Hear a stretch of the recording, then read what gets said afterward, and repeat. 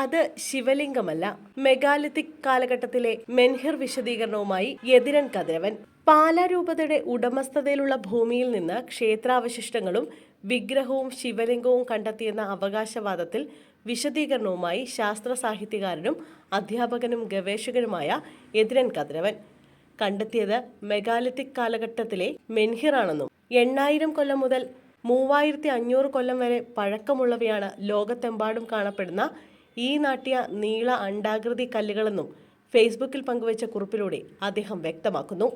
മരണാനന്തരം ശരീരം അടക്കം ചെയ്യുന്നിടത്താണ് ഈ ആചാരക്കല്ലുകൾ സ്ഥാപിക്കാറുള്ളത്. അത് ശിവലിംഗമാണെന്ന് നാട്ടുകാർ തെറ്റിദ്ധരിച്ചിട്ടുണ്ടെന്നും ഈ കാര്യം ആർക്കിയോളജി വകുപ്പ് ശ്രദ്ധിക്കേണ്ടതാണെന്നും പോസ്റ്റിൽ അദ്ദേഹം പറയുന്നു.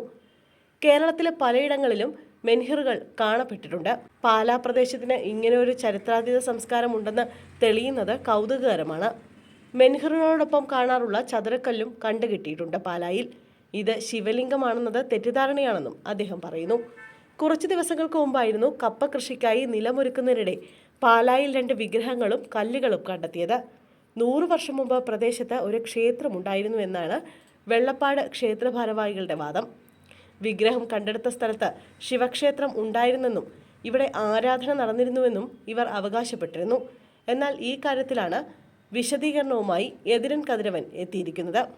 അതേസമയം ഭൂമിയിൽ ക്ഷേത്ര വിഗ്രഹങ്ങൾ കണ്ടെത്തിയ സംഭവം ദേവപ്രശ്ന വിധി പ്രകാരം പരിഹാരമുണ്ടാക്കാൻ ശ്രമം തുടങ്ങിയിരുന്നു. ദേവപ്രശ്നത്തിൽ കാര്യങ്ങൾ പറയുന്നത് പ്രകാരമായിരിക്കും തുടർന്നുള്ള ചർച്ചകൾ നടക്കുന്നത്.